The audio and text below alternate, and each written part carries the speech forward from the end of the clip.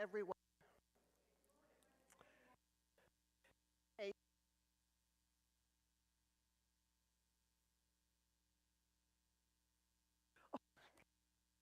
it is one of my most favorite pieces of music because back in the day, Carl Haas was a personality on Detroit radio station WJR. And every morning at 10 o'clock, or maybe it was 11, I don't know, he had a program about classical music. And that was my only musical education I had. Music was not in my home at all, except for that program. So,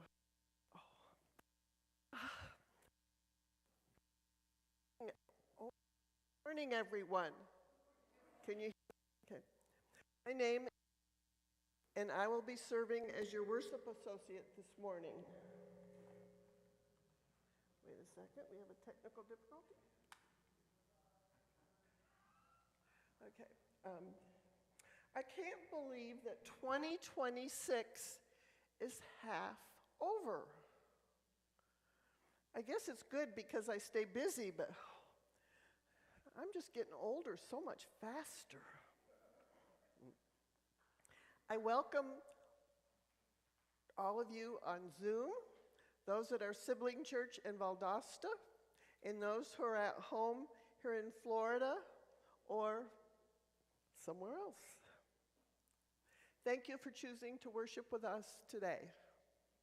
And to those of you in the sanctuary, I'm very glad that we are together in community.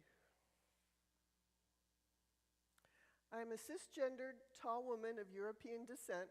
I'm 80 years old. My short hair is turning white, I guess, around my face and other places too. My pronouns are she and her. This morning, to honor summer, Jeff, we are our seersucker, what? Clothing. Periwinkle, he told me, periwinkle, sports jacket, and I have my pink seersucker dress. So, welcome, summer. We are privileged to be on this lovely property, which was once the home of the Timucua and Seminole tribes. If you are a visitor with us today, please feel free to stop by the welcome table in the Phillips Social Hall during coffee hour. Our welcome team would love to tell you more about Unitarian Universalism in our congregation, and we'd like to learn more about you. 76 years ago, on this day, June 28th, was the first Pride Parade in New York City. The parade commemorated the one-year anniversary of the Stonewall Uprising. And I'm presuming they're still doing it in Tampa Bay. The St. Pete Pride Parade is one of the biggest, and it would have been yesterday, which they have it in the evening now, thank goodness, because it was too hot during the day. Phew, it's horrible.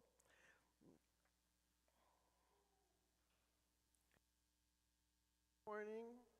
Let us open our minds to the challenges of reason. Open our hearts to the healing of love. Open our lives to the calling of conscience. Open our souls to the comfort of joy. Astonished by the miracle of life, grateful for the gift of companionship, confident in the power of a living faith, we are gathered. Come, let us worship together.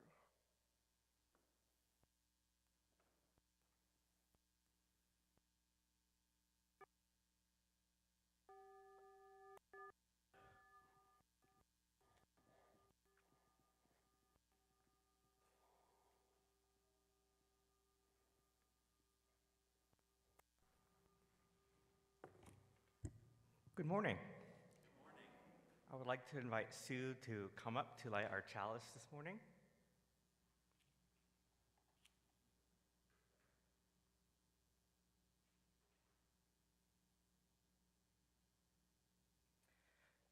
Today's service is about the importance of our American Constitution and of the separation between church and state. In the 1956 epic movie, The Ten Commandments, the character of Ramses delivers the line, "So let it be written, so let it be done." Whether our values be written in a nearly 2.5-century-old document or in our hearts, so let it be written, so let it be done. Pharaoh said it as a tyrant's boast. We say it as a covenant freely given.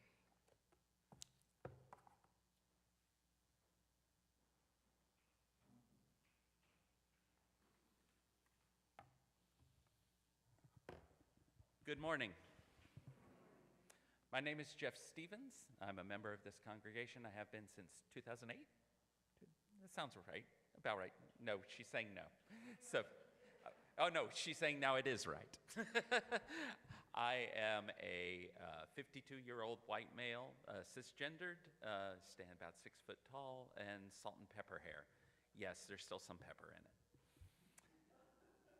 In Anna Karenina, Leo Tolstoy wrote, "I think, if it is true that there are as many minds as there are heads, there are as many kinds of love as there are hearts." What a thought. And what better way to describe this country, now almost 250 years young? 330 million minds, 330 million hearts, and 330 million kinds of love. It's a small kind of miracle that such a sea of humanity can be pulled in one direction or another. What kind of tide can influence the way that it flows?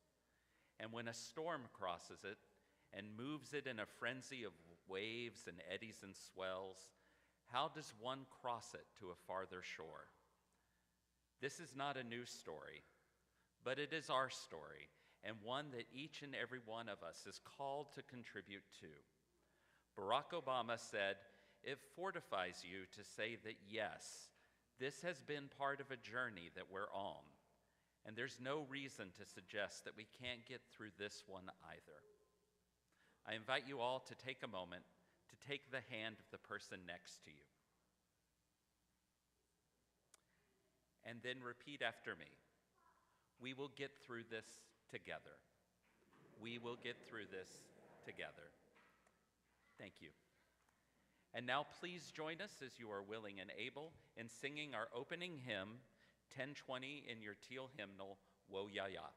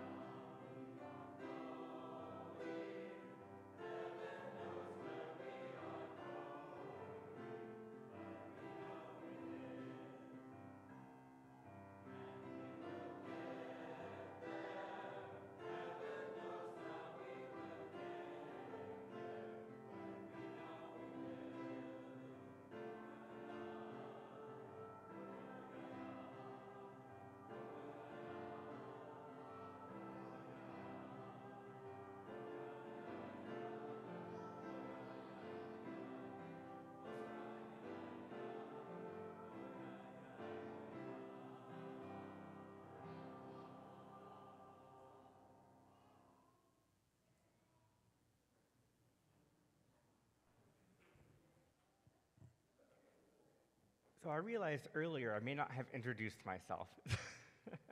So my name is Destin Rushing. I am the worship associate for today, or worship associate in training. We'll go with that. How about that? I am a short 5'2" white dude. I am wearing a blue shirt that has a bunch of sharks on it. So my mom, when she bought it, she didn't realize it was covered with sharks. But when I discovered that, I was like, that's pretty cool. Before we do our joys and sorrows, I would like to invite Tom, our congregation president, to come up and give a brief presentation.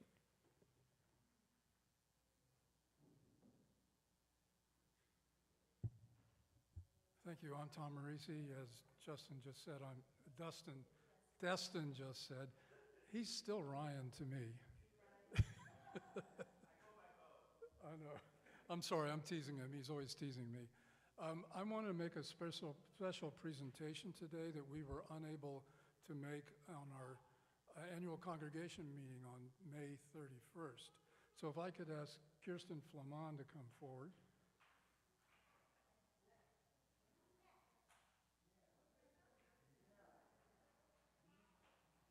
Well,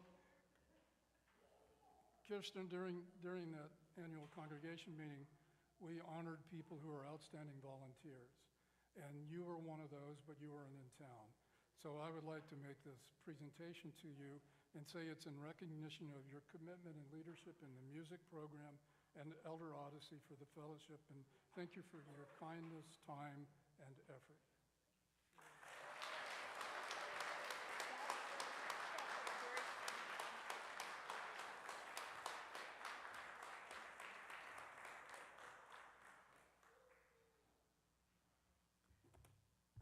What a joy that was to start us off with, right? Every week, we invite members and friends of the congregation to write their joys and concerns in the book that can be found near the entrance of the sanctuary as you come in. We do this so that joys can be happily shared and sorrows can be lovingly witnessed. Our first joy is our visitors. So please welcome Jediah. And there's also one other visitor who does not wish to be named, and we're going to respect that in this place.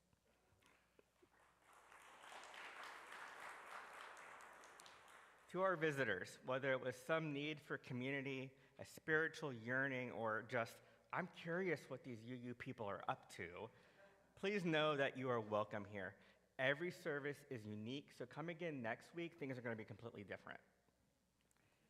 I'm going to go ahead and read from the book. So I'm delighted to share that we're full of joy today and we have no sorrows. Our first joy comes from Anonymous with a smiley face. As I drive around town, it's such a joy to see all the glorious crepe myrtles bursting with color. It's one of the lovely things about Gainesville. What a blessing that is.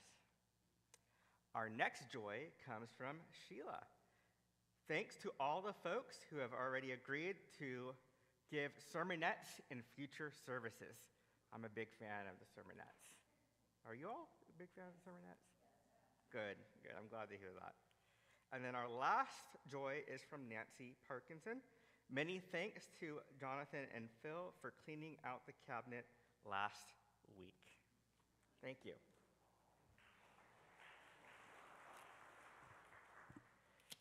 Inside our hearts, some joys burn bright as candle flame, and some sorrows smolder low like embers. We invite you to come forward and let the cool water of our communal bowl receive a stone so that however you are feeling can be quietly and lovingly witnessed in the ripples. After all present have had the opportunity to participate, Troy from the care team will drop 2 stones in the bowl to represent those who are here with us who could not come forward or who are here with us in spirit, watching online from their homes from wherever they may be.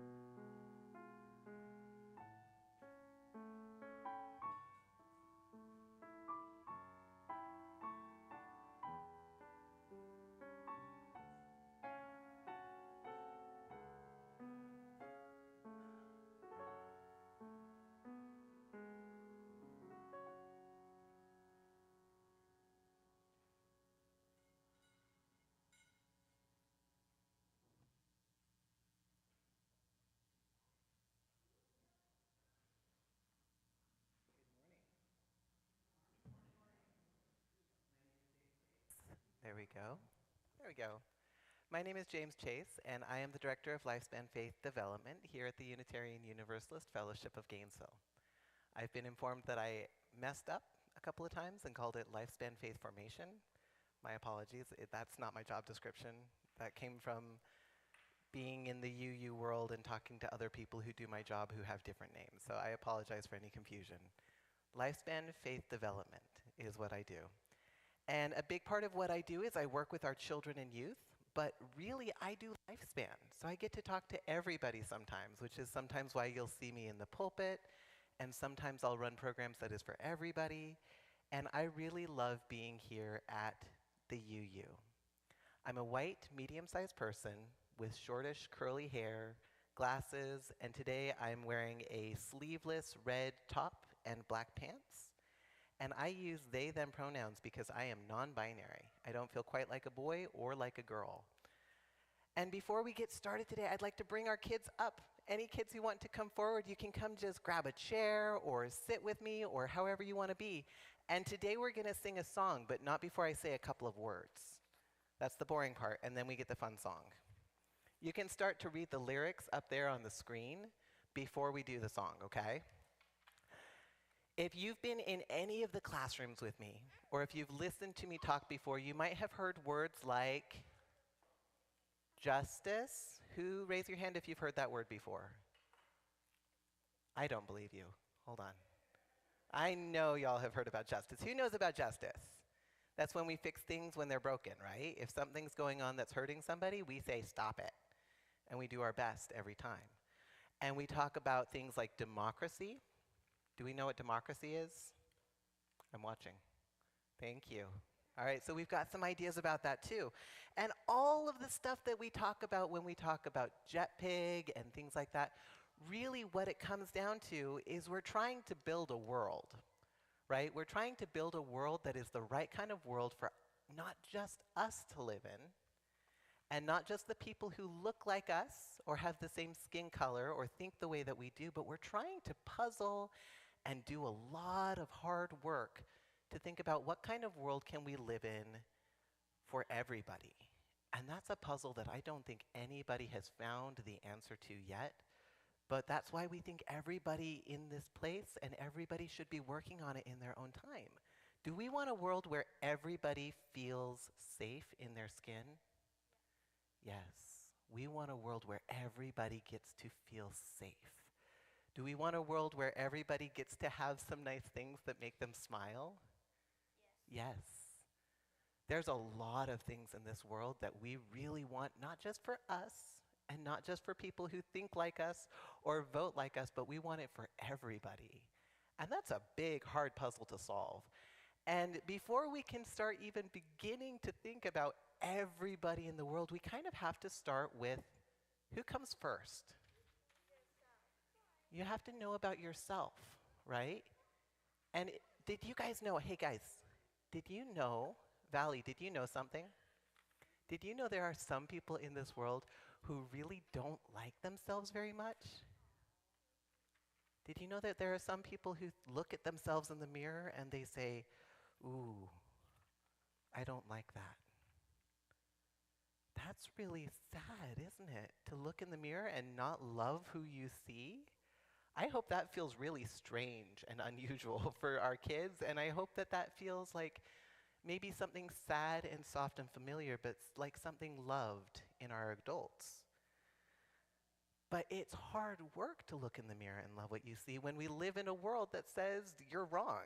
Just for being the way you are, you're wrong. So we start with doing little things, like singing a song every once in a while that talks about how much we love our body. And so that's what we're going to do for our Moment for All Ages today. And you can read the words up there. And I hope you sing aloud, young and old and middle and all in between. I hope we can all sing a song about how much we love our bodies. Are we ready? I love my body from my head to my toes. I love my face, my eyes, my mouth, my nose.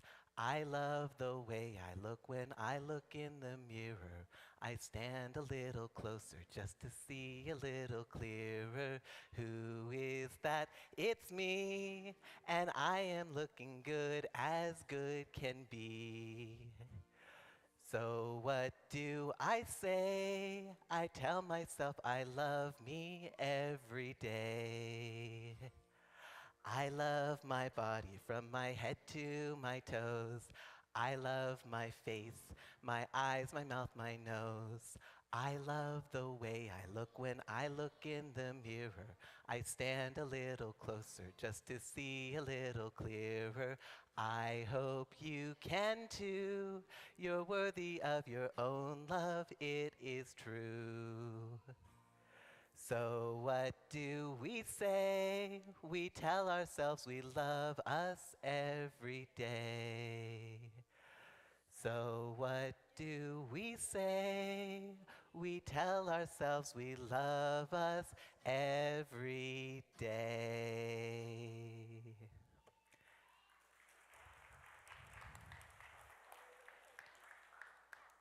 And that's it. So now we're going to go outside and play. Thank you so much, everyone.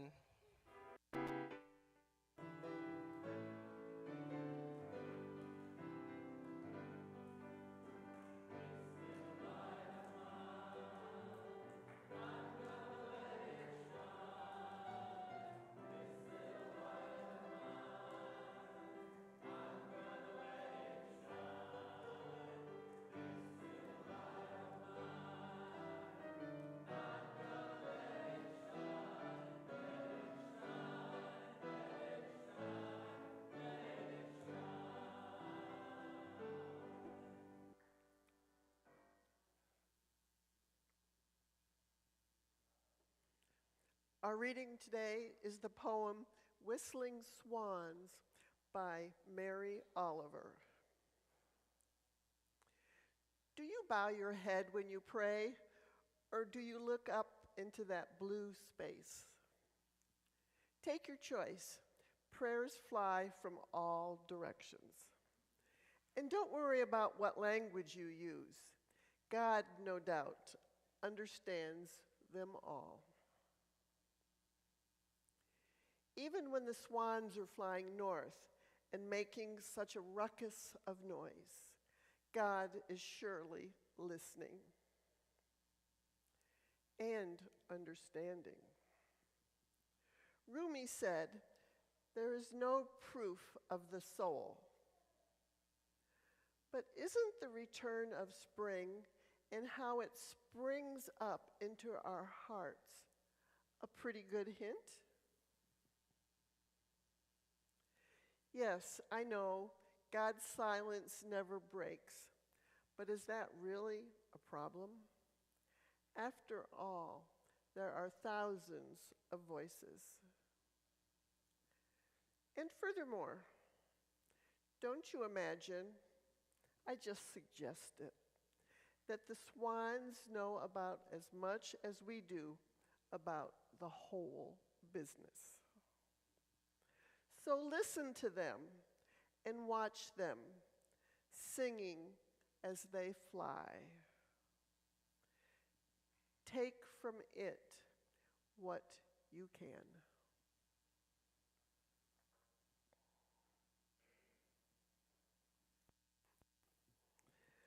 Today, our summer pickup choir will sing Both Sides Now, written by Joni Mitchell. If you feel so moved, they'll be singing more this summer, so join them.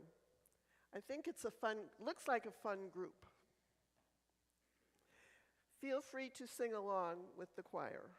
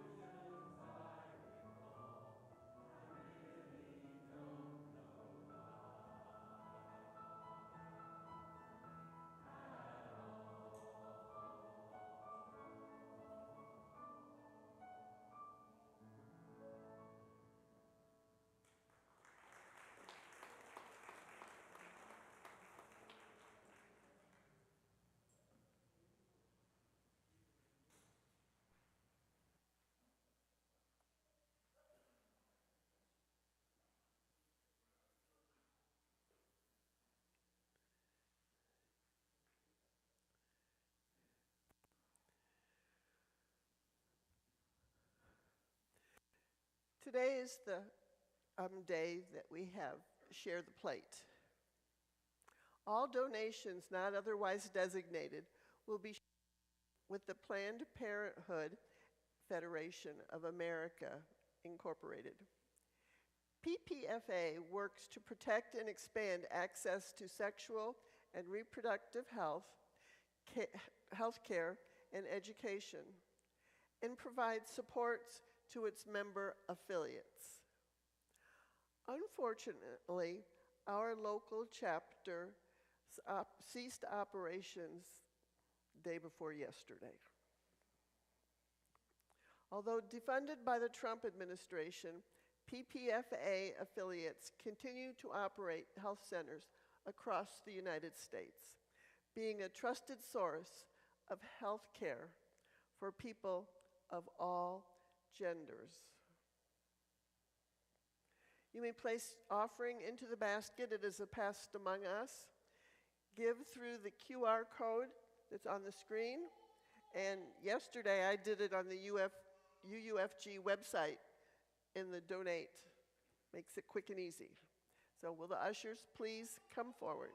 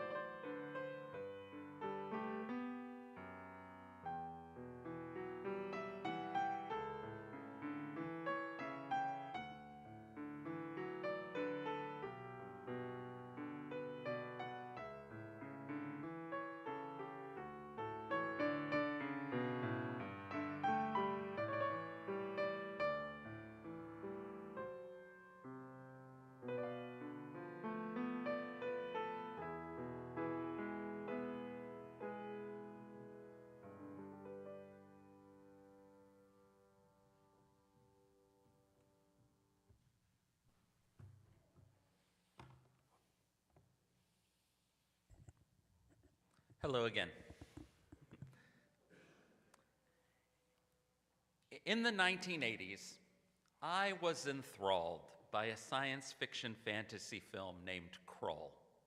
The film was a mishmash of Arthurian legends, high fantasy, and not a small dash of Star Wars, and it had stunning visuals. One of the characters in this film was Ergo the Magnificent, a lanky, arrogant, and fairly inept wizard. He is vain, he was self-centered, he was always looking for a way to stay out of trouble, even good trouble, and looking for the next gooseberry pie that he could swipe. But his ego could not see these flaws. To Ergo, he was above reproach.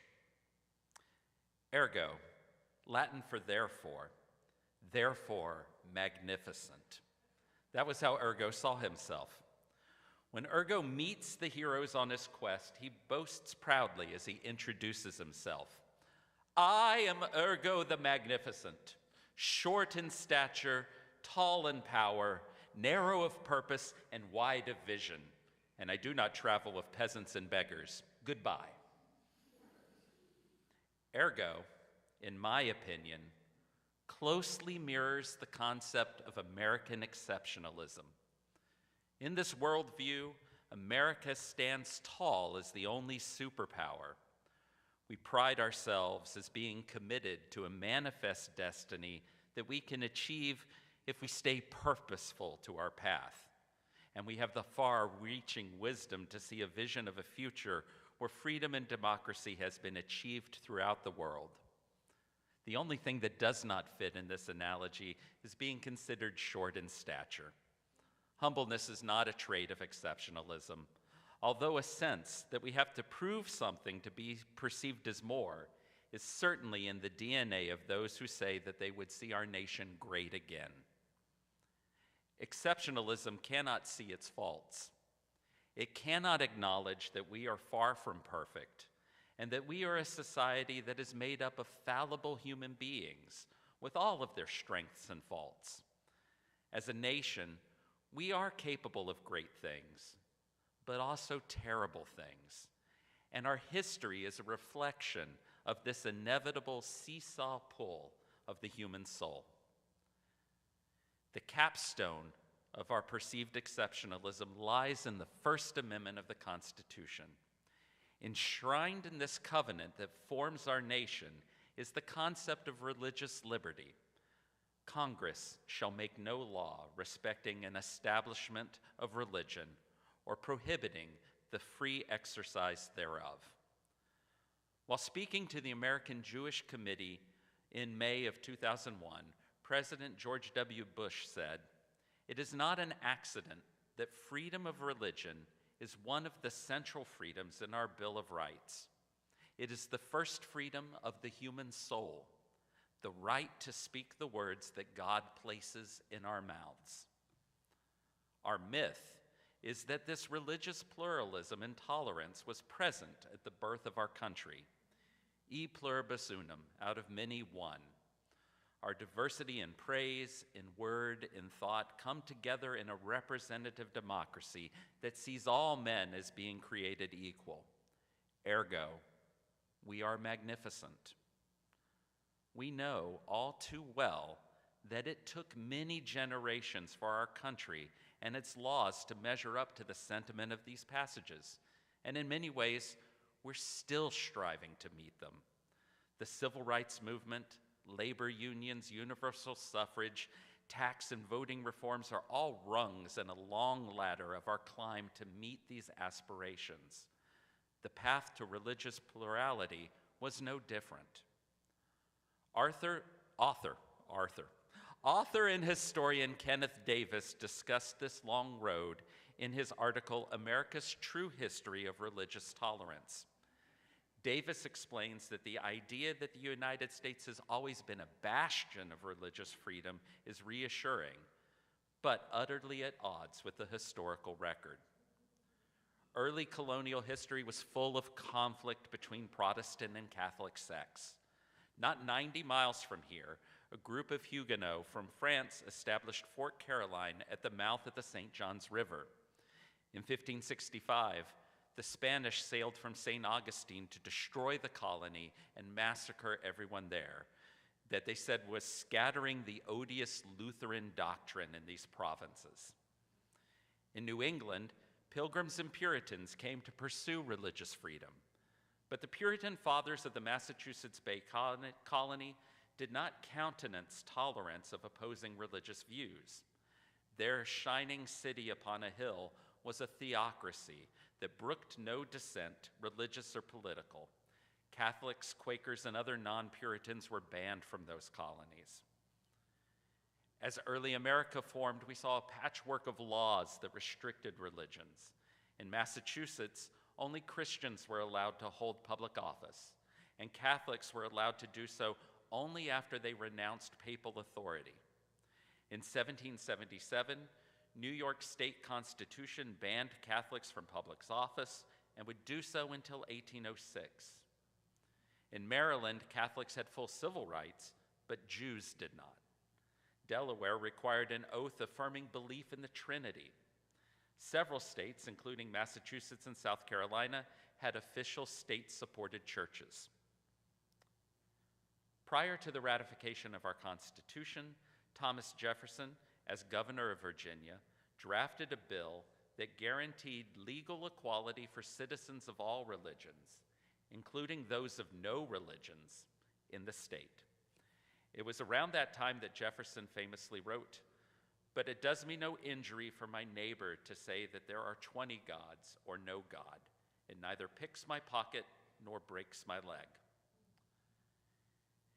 This amendment to the state constitution was opposed by Patrick Henry, who introduced a bill calling for state support of teachers of the Christian religion.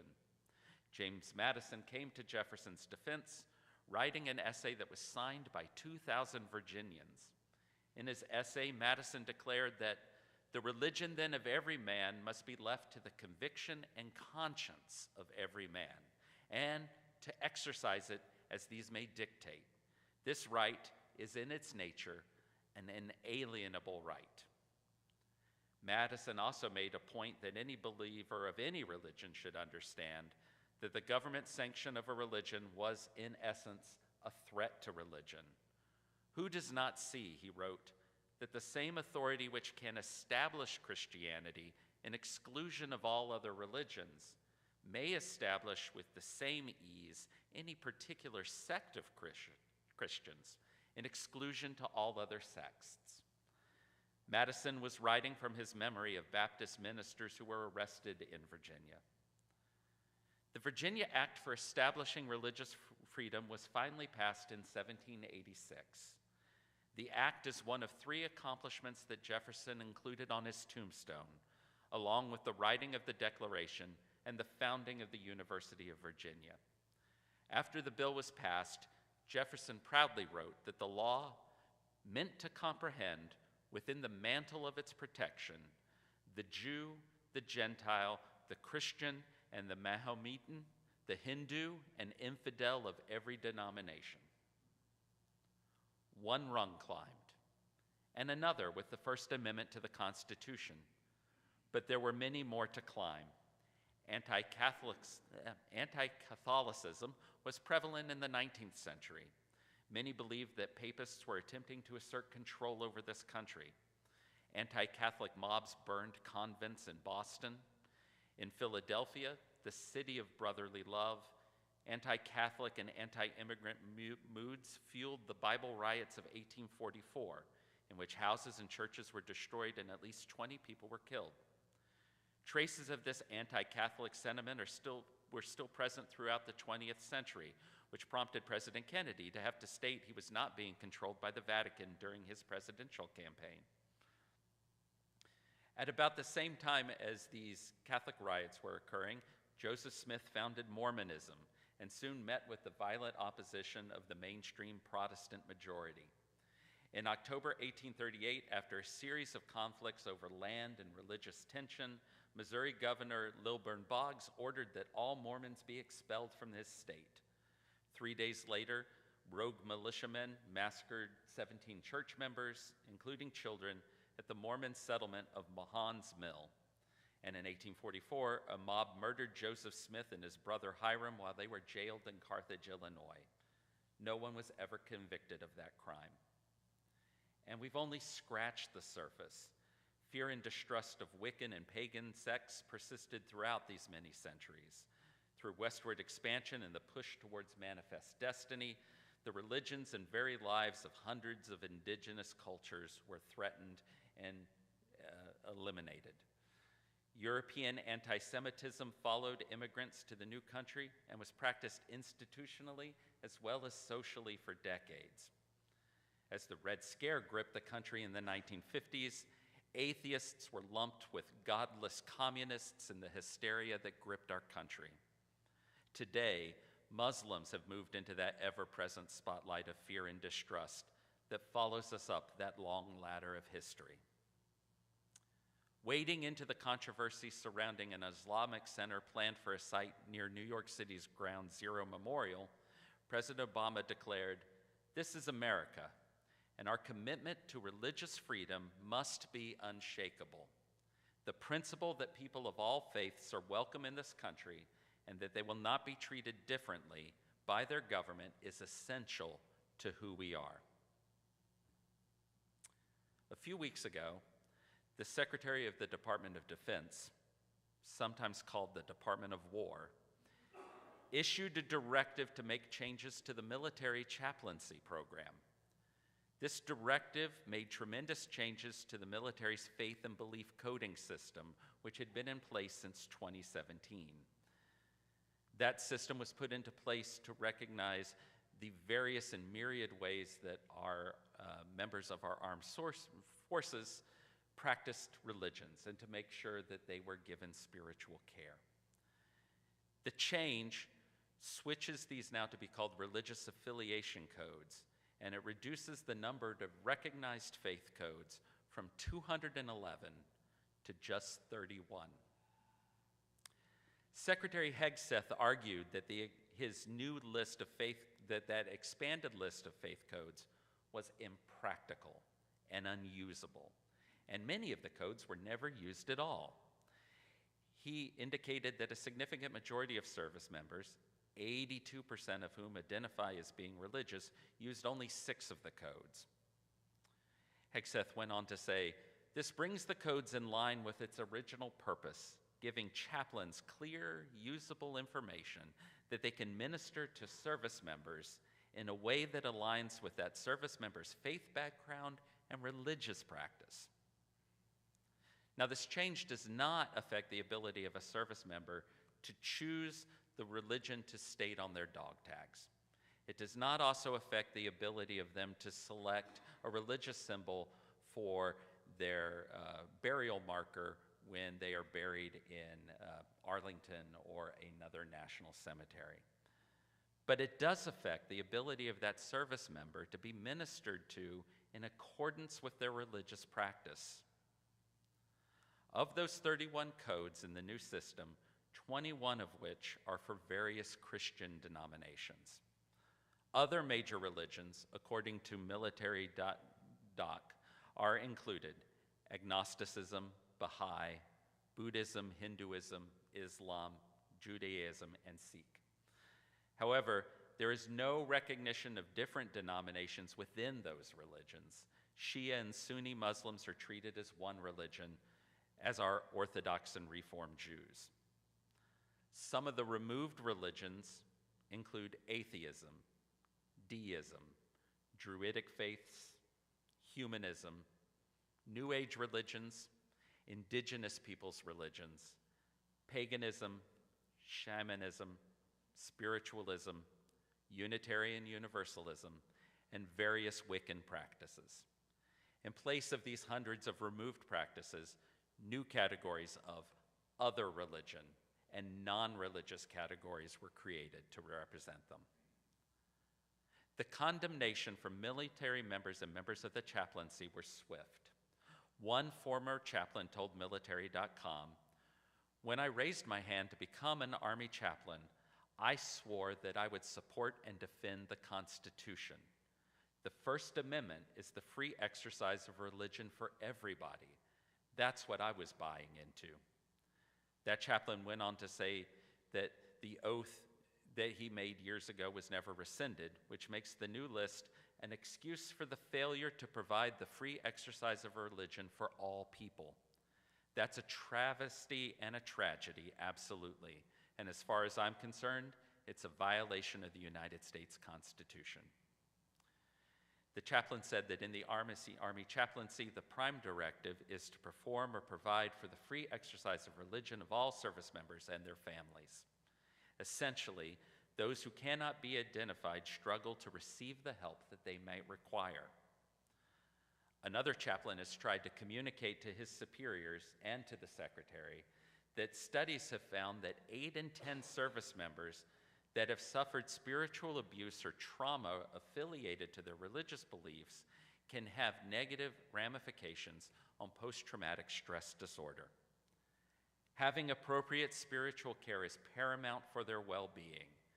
Stripping these codes, stripping the appropriate care aspects and leaving them identified as other, puts them at the risk of being re-traumatized or re-abused without it being intentional. As a licensed counselor and chaplain and as a priest, this is not something that I can idly stand by without pushing back against. Our veterans have also climbed a long ladder of their own to be recognized and supported by our government. In 1932, in the height of the Great Depression, over 40,000 World War I veterans and their families marched on Washington, D.C. These protesters formed a shantytown on the banks of the Anacostia River across from the Capitol. The so-called bonus army demanded an immediate redemption of their adjusted service certificates, which were not scheduled to be fully paid out until 1945. Congress rejected these demands, and President Herbert Hoover ordered the U.S. Army to forcefully clear out the protesters. General Douglas MacArthur led troops to clear the camps with tear gas, and the shantytown was burned. That shameful event helped lead to Hoover's defeat in the 1932 election. Congress overrode a presidential veto and paid out the bonuses in 1936, and this event played a major part in the passing of the Comprehensive GI Bill in 1944. Despite these reforms, support for our military veterans remains inadequate. Staffing shortages lead to chronic care delays. These delays exacerbate medical conditions. Hurdles are placed in getting compensation. Mental health support is inadequate, especially for a group that suffers disproportionately for post-traumatic stress disorder, traumatic brain injury, and suicidal ideation. Chronic health concerns from toxic exposures on the battlefield are dismissed and remained untreated. These accumulations of delays lead to housing and economic instability and worsening health. Is it hardly any surprise that with such resistance to meeting the physical needs of our service members, that their spiritual health is also ignored? When we celebrate the soldier as defender and martyr of our freedoms, and yet deny them the ability to fully partake in those freedoms, are we living up to the ideals that we strive to embody? Secretary Hegseth has stated he is prioritizing religious liberty and practice in the military by executing a top-down cultural shift, putting spiritual well-being on the same footing as physical and mental health. An admirable statement, but one that does not match his actions. The denial of our rich religious tapestry is one of several troubling indications that the Department of War leans ever more towards a Christian theocracy. Prayer services at the Pentagon lean to ever more outspoken and controversial faith leaders that support far-right conservative religious movements, such as the repeal of the 19th Amendment. This is echoed by the President's Religious Liberty Commission, composed primarily of conservative Christian and Jewish leaders. That commission this week called for the abolishment of the separation of church and state, as it does not appear explicitly in the Constitution, ignoring the dozens of Supreme Court decisions that support this concept in the Establishment Clause. If religion is ultimately a way to express our love of life and of each other, and if we as a people proclaim that there are as many kinds of love as there are hearts, how can we say reducing the number of identified religions allows chaplains to minister to service members in a way that aligns with their faith background and religious practice? Perhaps it is love's illusions that we recall. A shining, magnificent city on a hill that never existed, except in fairy tales. Perhaps we don't really know love at all. I say, as a people of conscience, of justice, empathy, and principle, we do know love. There are bedrocks to true love. And while the actions of others can try to kill progress, like Wesley says to Buttercup in another fairy tale, The Princess Bride, death cannot stop true love. It can only delay it for a little while. Something's lost, but something's gained, a sense of purpose. Near the end of the movie Kroll, Ergo the Magnificent meets an imposing Cyclops named Rel. After repeating his introduction, Rel chuckles at him. Ergo bristles and says, "My name is no jest, Beanpole. It's all very well to have a short name when you're 20 feet tall, but small people need large names to give them weight." Well replies, "Your actions give you weight, my friend. Our actions is what give us weight. We might be a small faith tradition, but a storied one, 4 presidents were Unitarians. Thomas Jefferson attended a Unitarian church. We might be short in stature, but we have been tall in power by building coalitions and helping to be a lever to help bend the moral arc of the universe. By joining with others in celebrating the strengths of our societal covenants, we can move with determined purpose to a wider vision of what a free and inclusive society would be. We are approaching the 250th anniversary of the founding of these United States. We might not know where we are going, but we know we will. It is our actions that determine the destination. May we recommit ourselves to our aspirations as a people and a nation. In closing, I'd like to quote Abraham Lincoln and his Gettysburg Address. It is rather for us, the living, we here be dedicated to the great task remaining before us, that from these honored dead we take increased devotion to that cause for which they here gave the last full measure of devotion, that we highly resolve that these dead shall not have died in vain, that the nation shall have a new birth of freedom, and that the government of the people, by the people, for the people, shall not perish from this earth. Ergo, we still climb. Now please join us, as you are willing and able, in singing our closing hymn, 318, in your gray hymnal, We Would Be One.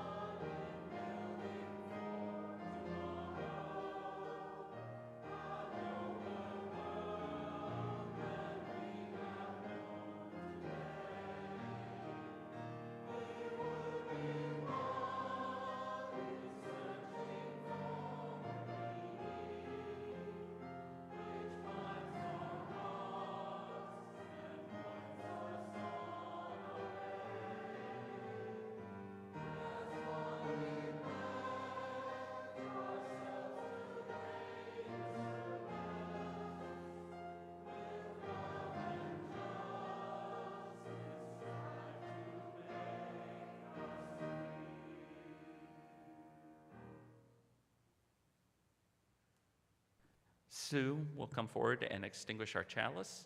Please repeat after me our chalice extinguishing words. We extinguish this flame, but not the light of truth, the warmth of community, or the fire of commitment.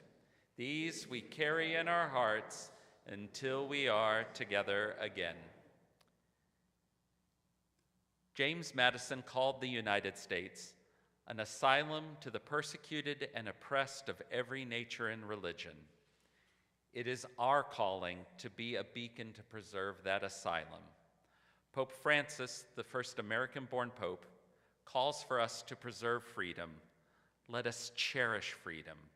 Freedom of conscience, religious freedom, the freedom of each person, each family, each people, which is what gives rise to rights. May you take action. May you be a voice in the darkness. And don't worry about what language you use. God no doubt understands them all. There are thousands of voices, after all. Go in peace, go in purpose, and go in light. and know that the love of this congregation is with you wherever you go. Let it be written, let it be so.